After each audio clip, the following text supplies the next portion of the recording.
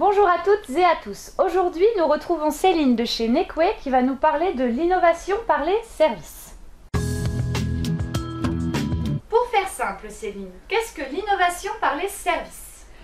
J'innove par les services lorsque j'apporte à mes clients, mes utilisateurs, des solutions nouvelles pour eux et qui correspondent à leurs usages, leur quotidien et leurs contraintes.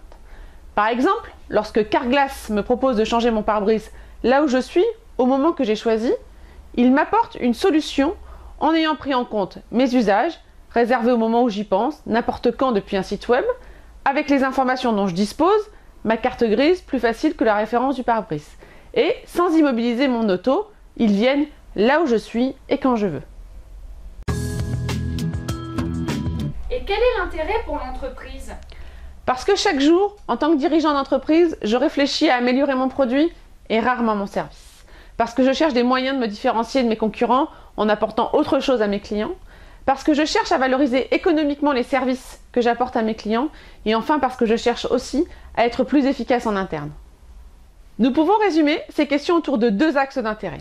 Soit il s'agit d'identifier les champs de valeur ajoutés de services qu'il est possible d'ajouter à notre offre, quels services associés à mon produit pour enrichir la valeur apportée au client, comment trouver de nouvelles voies d'accès au marché à travers ce service, ou comment élargir le métier de l'entreprise en proposant des services valorisant les savoir-faire de l'entreprise, ou comment, à travers des services, valoriser les éléments issus de l'activité de l'entreprise et non valorisés, tels les déchets ou les données. Soit d'élargir un problème en sortant de la définition technique du problème pour se fonder sur une approche fonctionnelle, d'usage, de services effectivement rendus. Il ne s'agit plus de fabriquer des perceuses à bas prix, mais de permettre à tous de faire des trous dans les murs. Comment doivent s'y prendre les entreprises?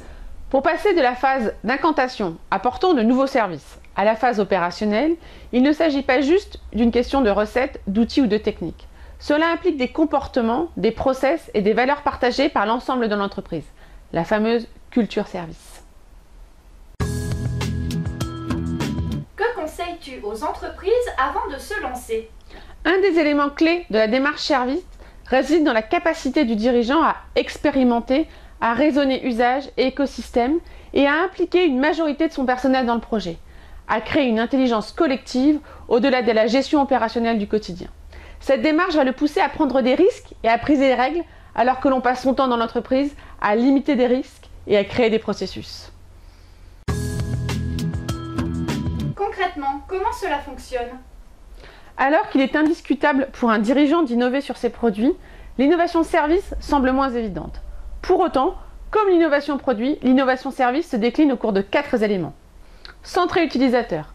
L'utilisateur est la personne qui va vivre l'expérience du service, en avoir l'usage. Parfois, c'est la même que le client, mais pas systématiquement. Prototyper et tester.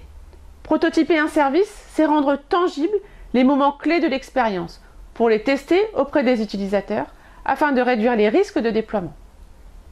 Troisièmement, la co-création. On intègre très vite les parties prenantes, partenaires, utilisateurs, dans la conception du service. Quatrièmement, pluridisciplinarité. On co-crée avec l'ensemble des métiers. Chef de projet, ergonome, designer, marketeur, stratège, développeur de l'entreprise. L'innovation service est un des chemins vers l'innovation, qui nécessite un changement de posture pour allier un pilotage par l'aval et une stratégie d'écosystème. Pour nous, l'innovation service est la conciliation des innovations technologiques, managériales, de procédés ou de produits. C'est finalement l'enveloppe globale. Merci Céline pour ce tuto super enrichissant. Voilà, c'est terminé pour aujourd'hui. Comme d'habitude, n'oubliez pas que cette vidéo est un tuto qui a pour but de vous initier à la démarche marketing et que par conséquent, il n'est pas complet.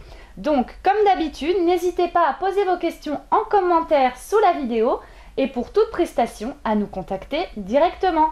À jeudi prochain!